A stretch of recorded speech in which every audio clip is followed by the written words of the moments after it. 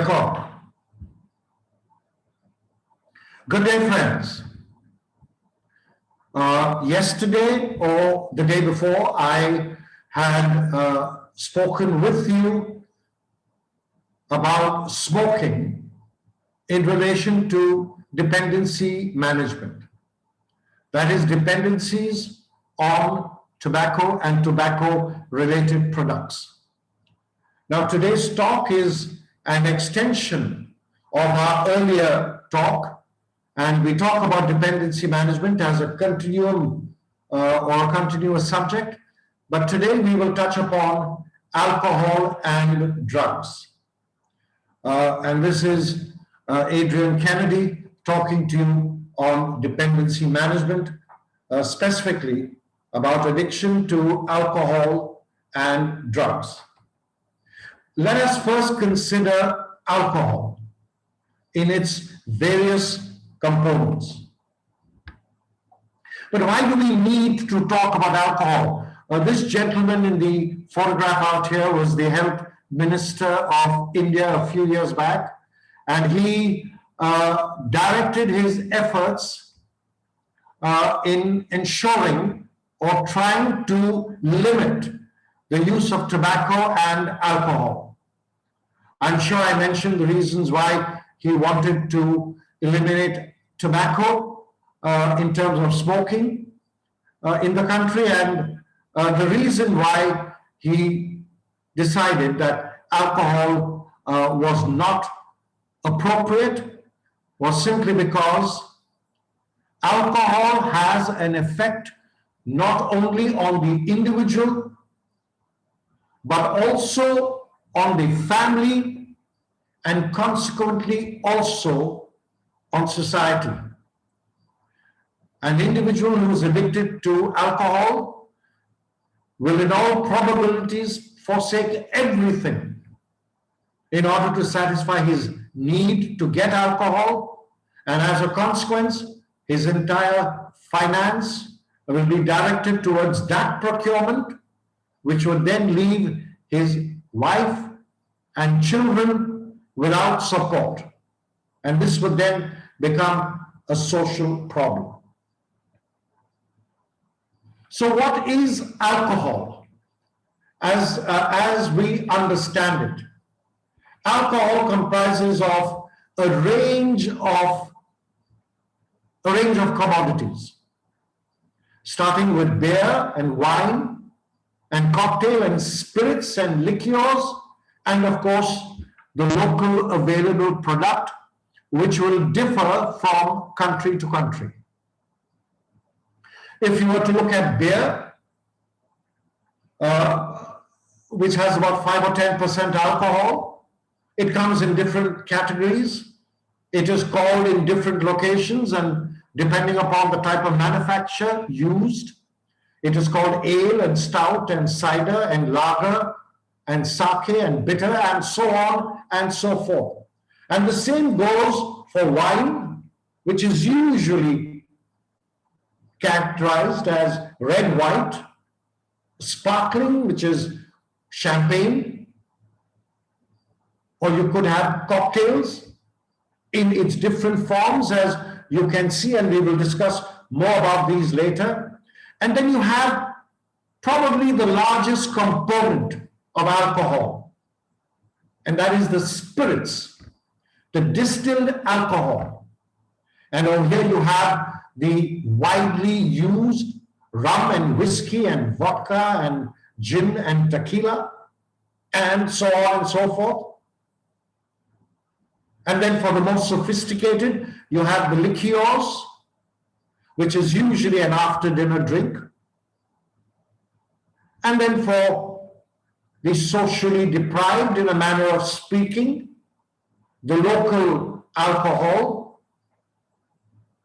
which could be what we refer to as toddy or toddy, and handia, made from rice, and feni, which comes from the sunny shores of Goa, and arak, which is a synthetically manufactured product, which is, and in different countries you have different such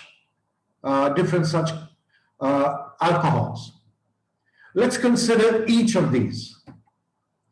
Beer.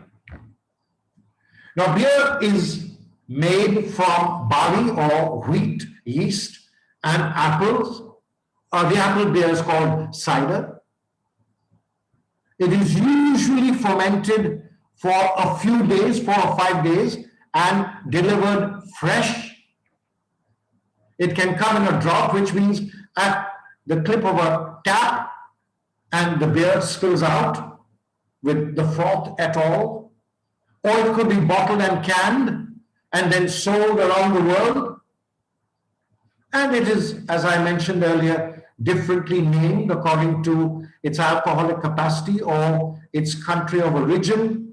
It is called ale and lager and cider and stout and so on and so forth.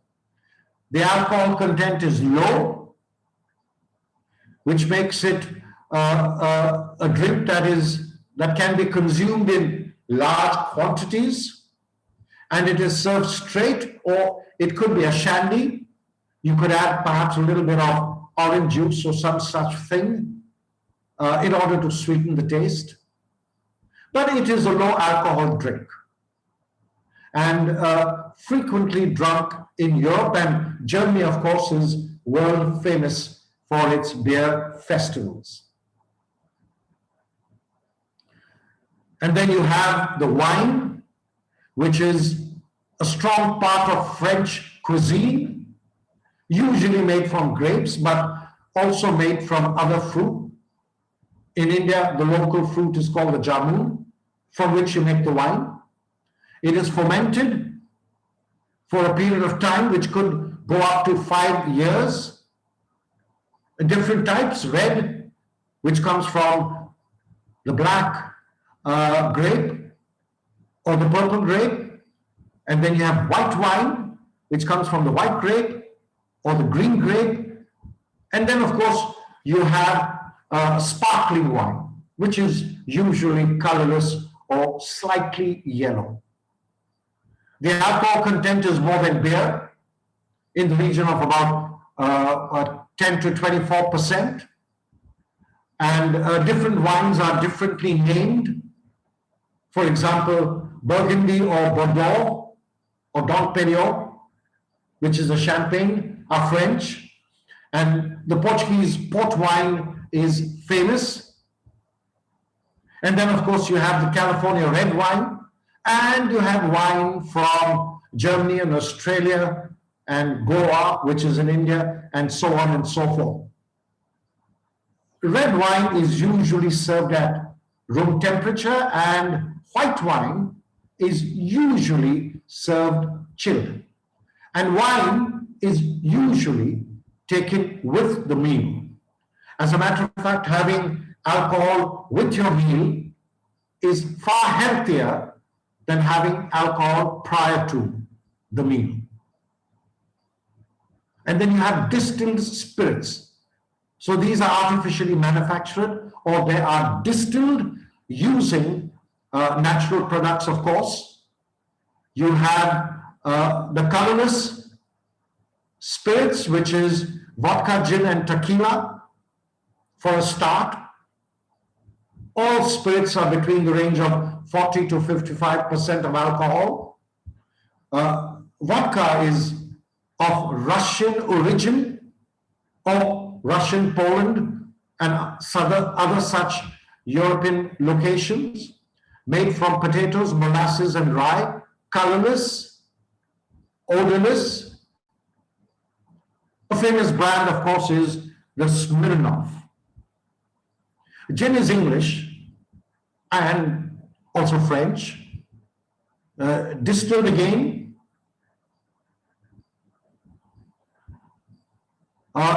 It's not aged, which means that it's manufactured over a few days.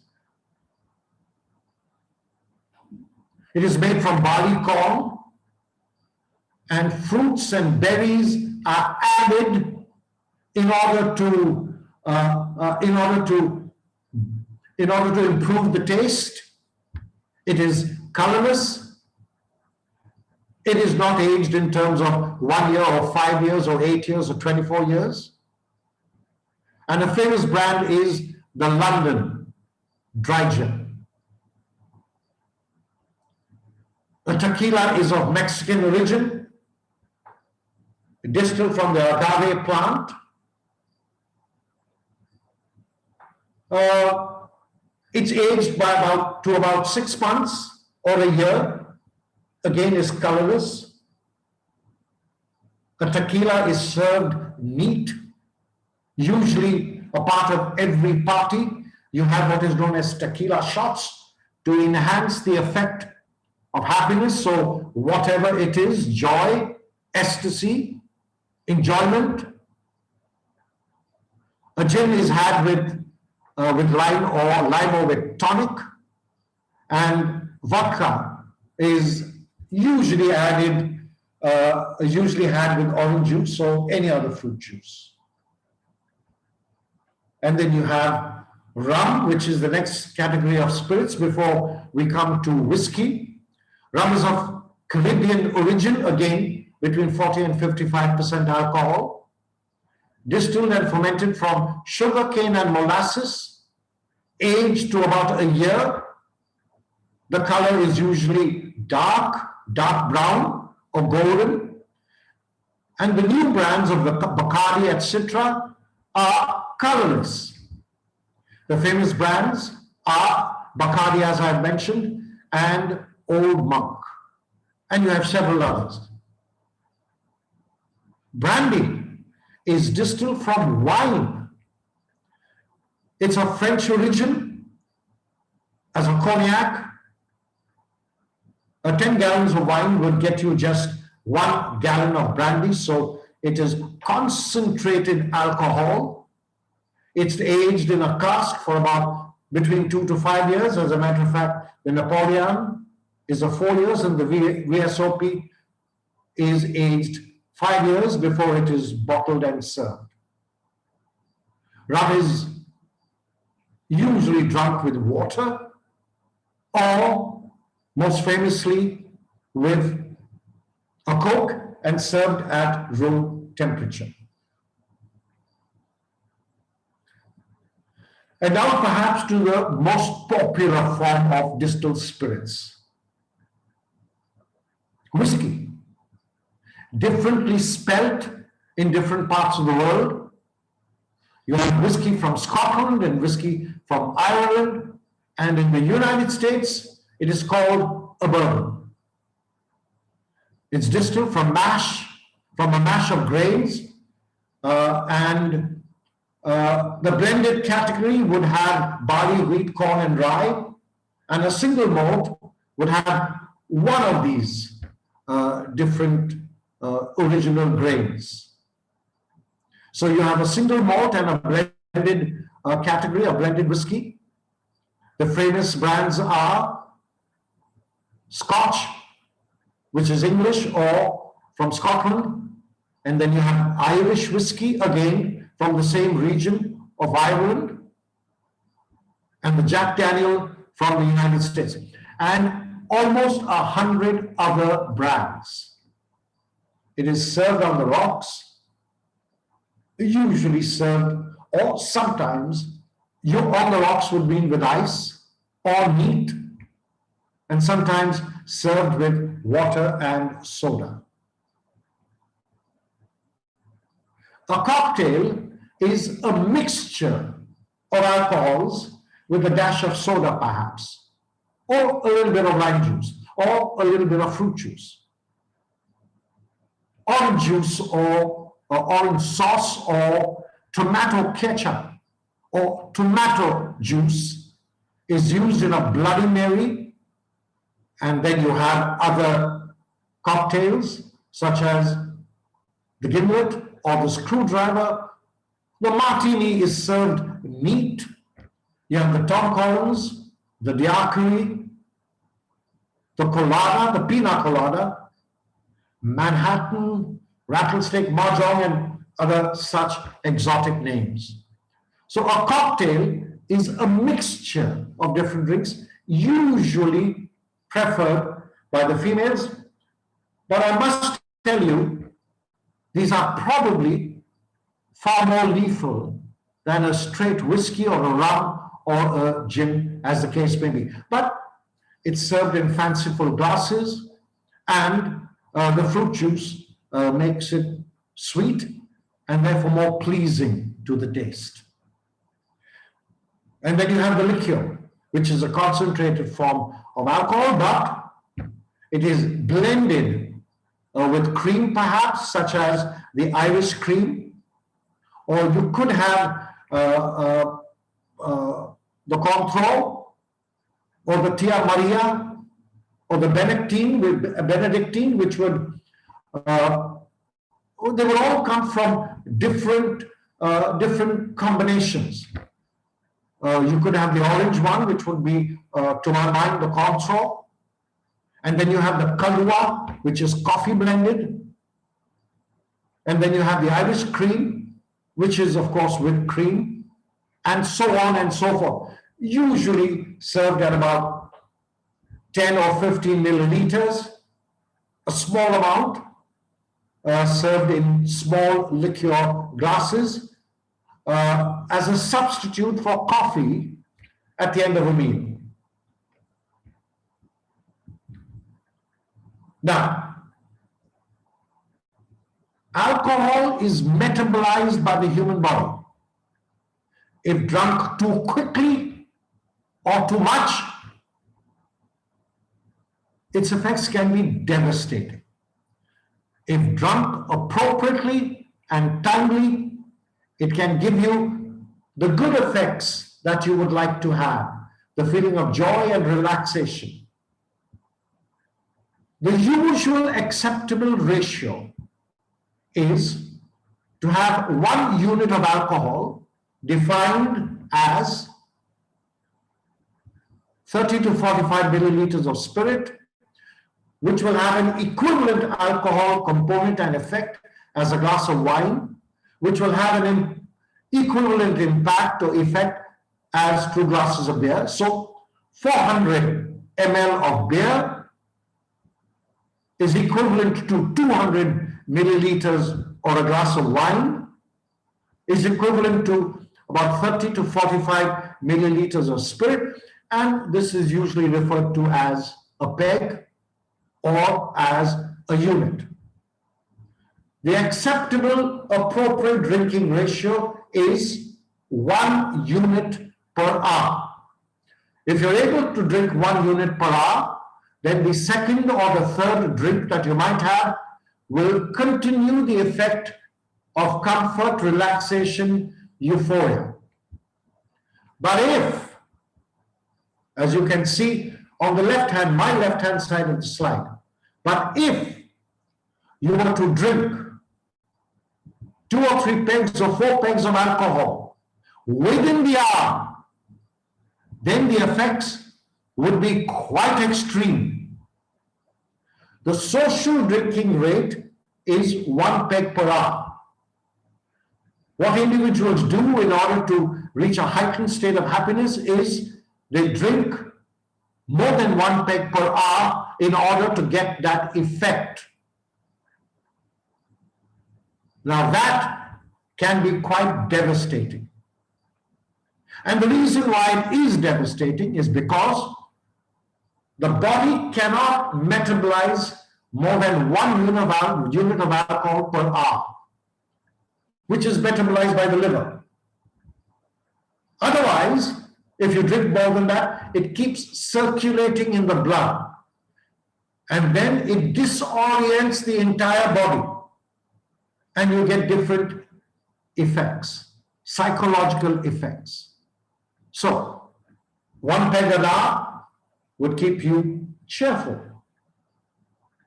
3 pegs of alcohol drunk within the hour or swiftly of each other will make you accident prone. As a matter of fact, it is illegal to drive or use any machinery if you've had alcohol at all. 5 pegs of alcohol would render you reasonably incompetent in terms of physical coordination. You would have loss of control.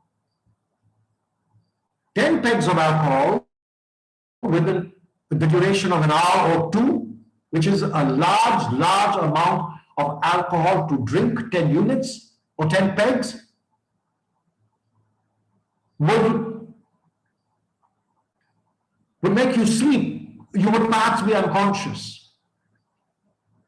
You will have no memory. Your brain would be cauterized. You will have no memory of incidents, of behavior. You will have no knowledge of where you are, what you are doing, or what is being done to you as a matter of fact. And you will have complete memory loss, which means you will never recall or remember these things. Now, these are some of the dangerous effects of alcohol. I mean, dangerous to the individual. There are other dangerous effects to society, which we will talk about: automobile accidents, financial distress to the family, and so on and so forth. A bottle of whiskey or a bottle of alcohol drunk within a brief party can result in your heart rate dropping to below 30. And because alcohol is a depressant, and because it cannot be removed from the bloodstream in any simple way, it could result in your death. Many people are known to have died from excess alcohol. Now, alcohol is a social activity, and therefore you refer to it as a social phase. A social phase allows you to drink in a responsible way. You don't drink every day, you never exceed the limit of 1 or 2 pegs. And in case you do not get a drink, it really doesn't worry you. You can manage perfectly well without the alcohol. But it increases tolerance, which means that you later require more in order to get the same effect. So you have the risk phase. When drinking is a social activity, when you start to drink alone, or you drink when you're under pressure, or when your family tells you to quit and you don't seem to be able to, when you make excuses, where you say that the alcohol is having no effect on you, this is intellectual denialism. In other words, you tend to look at the benefits of alcohol and not the ill effects. Now, this is the risk phase. And the critical phase, or the chronic stage, is when you drink because you need it. You drink and you're unable to stop, whether it's 2 or 3 pegs.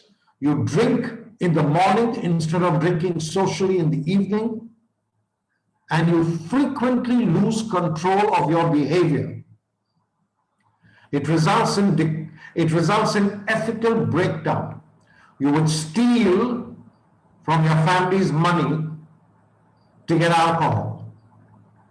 You become a social misfit. It would then mean that you are alcoholic. How do you remain a social drinker? Some of the simple rules: drink slowly, never exceed 1 unit of alcohol per hour, dilute your drink preferably with water so that you would remain hydrated. Any fizzy drink will only increase the effect of alcohol and increase the speed of assimilation. Eat before or during the time you're having a drink. You don't need to drink every day. Do not drink alone. Do not drink in the mornings. and so on and so forth. Very important. Do not drink at work and do not drink and drive. In case you drink more than 3 or 4 drinks on a daily basis, you reduce your lifespan by several decades. It results in cirrhosis of the liver. It results in cancer of the liver. It results in many other social malfunctions.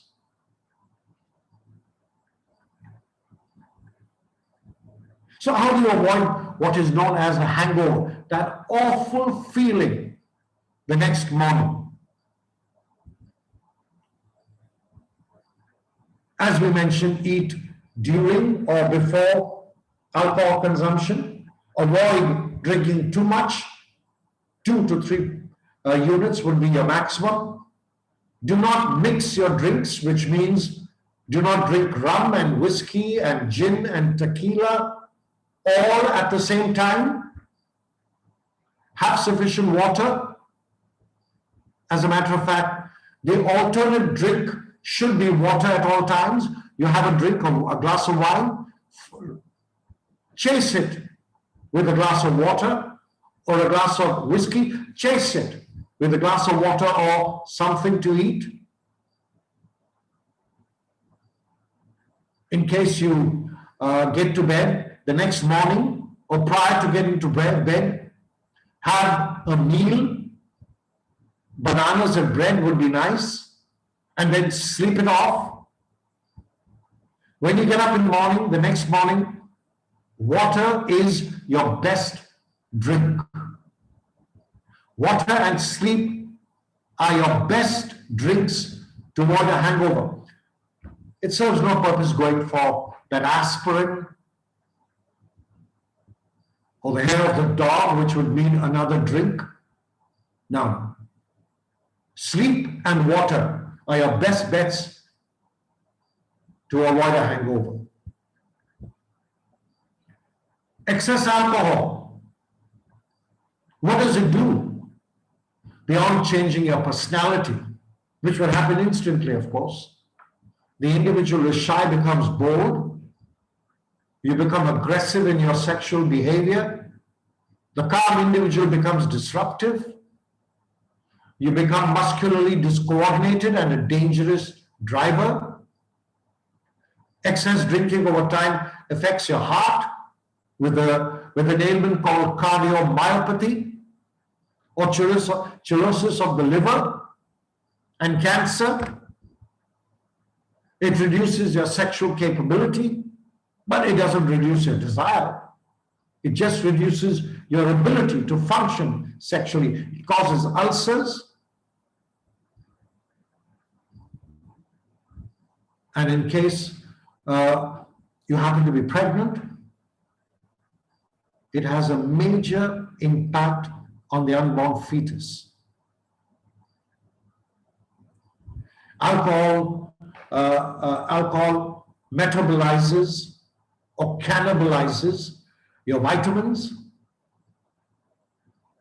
It results in your muscles and nerves and brain, all of them being negatively or being weakened. Alcohol in excess impacts the brain. It speeds up dementia and Alzheimer's. It reduces memory capabilities. And it is detrimental to social behavior. Those are the effects on the individual. Now look at the effect on the family. You lose your job, your family income drops, there is loss of prestige, you feel guilty and angry, there is a breakdown within the family, the children lose a role model, there is confusion in the children and deception by you, because you may be stealing their pocket money. It has a terrible effect on the family. And so, in case you're alcoholic, you need to quit. Social drinking, not drinking is perhaps the best.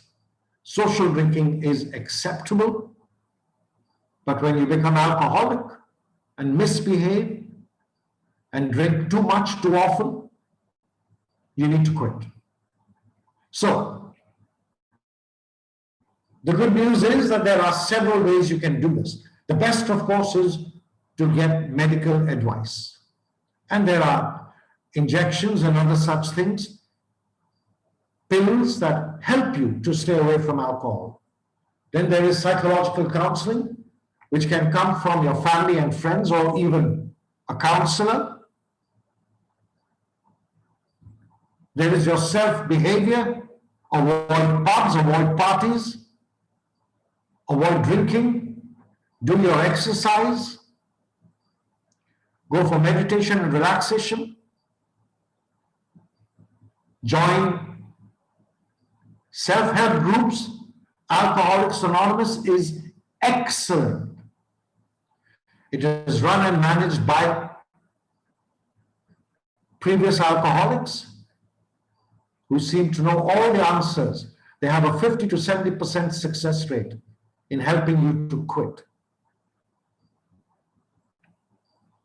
Alcoholics Anonymous, their belief is that alcohol is a disease, not just a behavior pattern, and alcohol loses all control after drinking.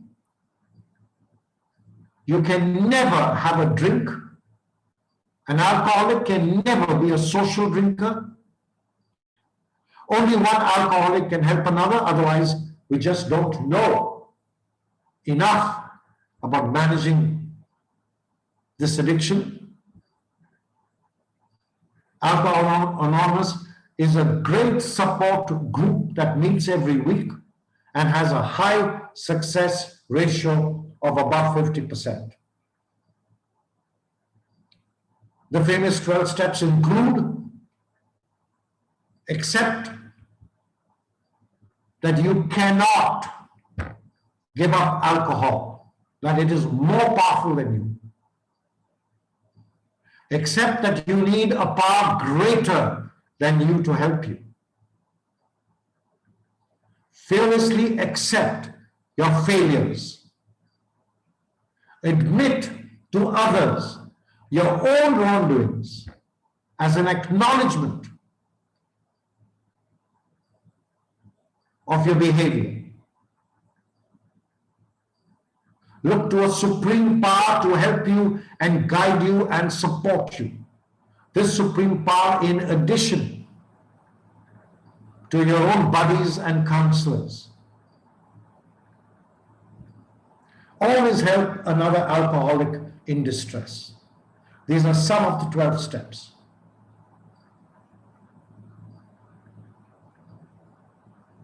Now, alcohol is one addiction, and drugs is another.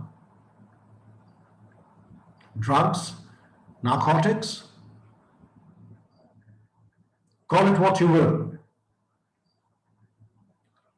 Drugs would come into two categories. Those drugs that are prescribed by your doctor, we call them prescribed drugs, and they're used for infection or other purposes, such as a fever or a running tummy or any systemic breakdown. And then you have the non-prescribed or the non-medical drugs. Now, these are used illegally or without medical advice. And they are stimulants, depressants, and hallucinogens. They are classified according to the effect that they have. They stimulate you, they relax you, or they give you certain visions.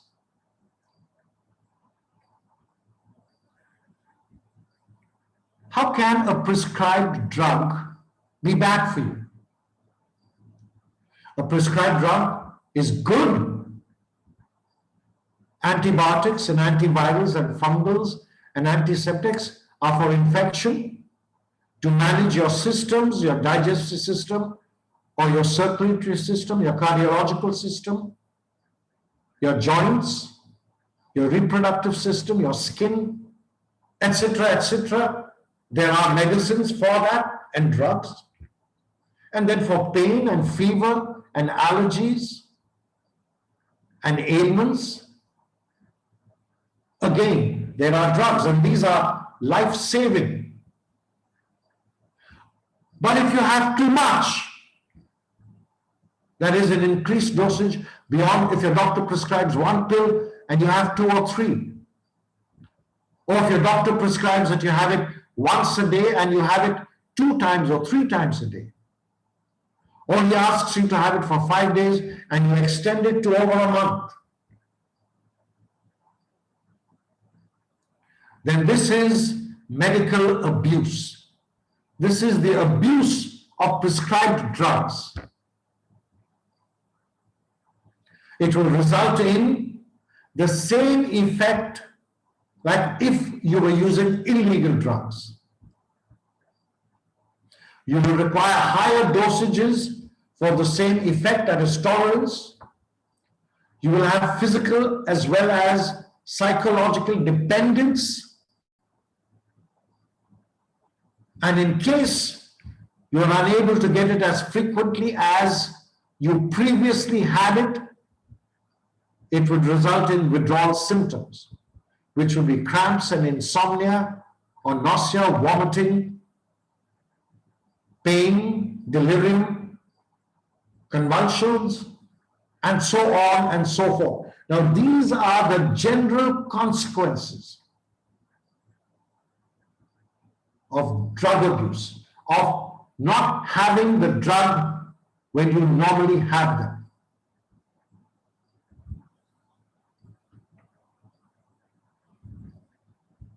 On the one hand, you have the medical drugs, and on the other hand, you have the narcotics. As I mentioned earlier, the effect decides the drug. You have the stimulants and the depressants and the hallucinogens, and of course, drugs that are used in parties. The stimulants are amphetamines, commonly known as speed or meth or dexies or ecstasy or coke and crack. And then you have the tranquilizers, the downers and the barbs, and the heroin, junk, smack, brown sugar. And the inhalants are called sniffers. The hallucinogens such as LSD and marijuana are called acid or dope or weed. And the party drugs are called mind erasers or easy lay or great body harm. But by and large, all these drugs have some basic effects. They stimulate you, they relax you, they give you lucid dreams, or they are used in parties to enjoy yourself or to numb some pain, which could be psychological, it could be physiological. So you have the stimulants, the amphetamines, and cocaine, which is the natural product. The amphetamines come in the form of calcium or in the form of capsules and pills and are taken orally.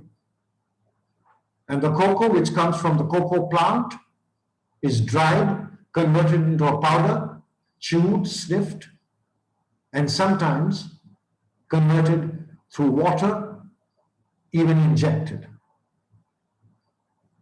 In the short term, it gives you what you want, which is euphoria and self-confidence. It keeps you awake and active.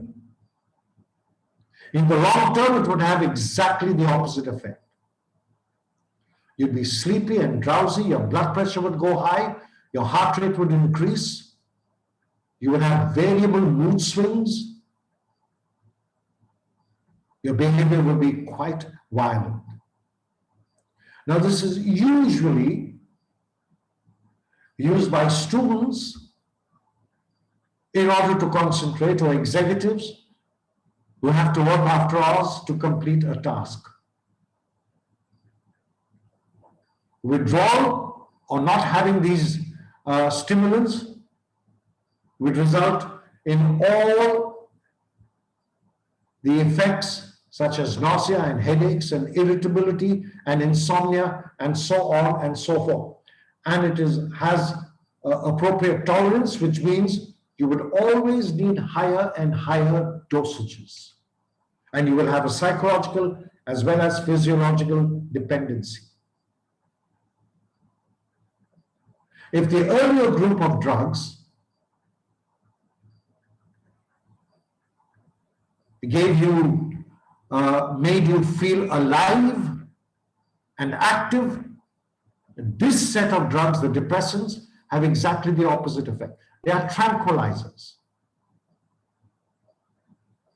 They are made synthetically, or opium is a natural depressant. Now, opium comes from the poppy plant. It can be chewed or smoked or drunk, and it has wiped out villages who are addicted to it, mainly grown in Afghanistan and such locations. The synthetic form are the tranquilizers or the sleeping pills, the barbiturates, and then you have the solvents, which is the aerosols or the hairsprays and the gasoline. You sniff these, and then you have morphine, which is synthetic and medical, but the local version would be the heroin or the brown sugar, and this is injected or smoked and chased, and it gives you that relaxed effect. It takes away your worries. It sedates you. The same way as morphine reduces your pain, all depressants give you a feeling of psychological numbness. In the long term, you would feel fatigued and tired and depressed.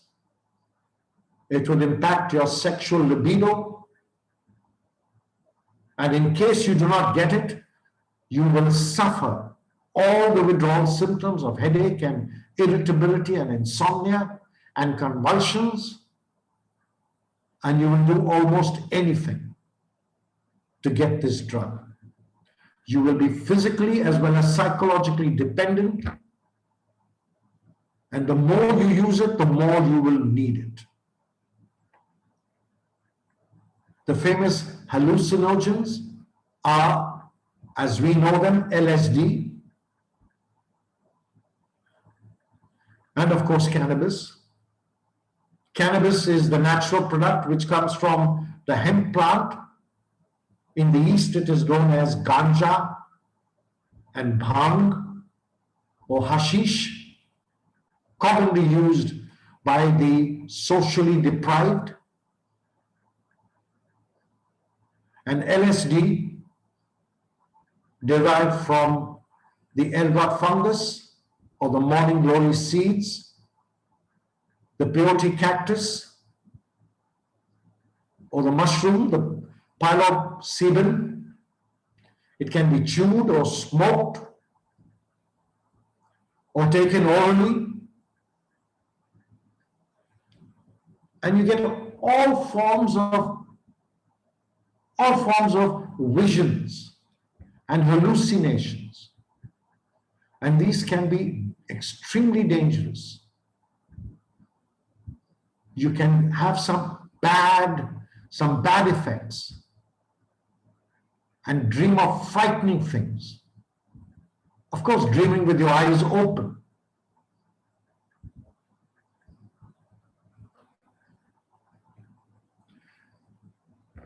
And then you have the party drugs. particularly dangerous for the female gender, the young girls who are going out to have a good time. You have the stimulants which will arouse you. And when I mean arouse, I mean make you more active, more joyful. And you can have the anesthetics which relax you and make you more relaxed, more amenable. You have ecstasy and cocaine as stimulants, and rofipanol and ketamine as anesthetics. They are colorless, odorless, fast-acting, and tasteless. They can be slipped into your drink without you knowing the difference. It results in loss of consciousness, loss of memory, loss of movement, loss of coordination. It results in your inability to communicate. You know what is happening, but you have no memory or no ability to control your body at all, or what is happening to your body. So how do you manage this? The buddy system.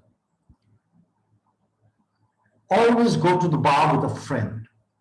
Never leave your drink unattended. Never accept a drink from a stranger. Always be well protected. Never take any chances.